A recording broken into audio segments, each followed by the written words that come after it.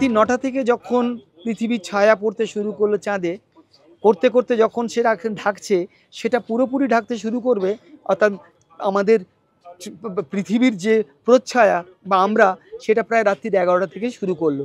করে যখন তাকে পুরোপুরি ঢাকলো, সেই 11টা থেকে করে 12টা 22 অবধি প্রায় 82 মিনিট ধরে সে ঢাকা থাকলো। তারপর আস্তে আস্তে পৃথিবী সরে যাবে বা চাঁদেরও অবস্থান পরিবর্তন হচ্ছে, তখন আমরা এটা রাত্রির প্রায় 2:25 পর্যন্ত পুরো আমরা গ্রহণের লাস্ট অংশটা পর্যন্ত আমরা দেখতে পাবো। এই অর্থাৎ 9টা থেকে রাত 2:25 পর্যন্ত, প্রায় রাত 2:30 পর্যন্ত প্রায় আমরা এই চন্দ্রগ্রহণের ব্যাপারটা দেখতে পাচ্ছি।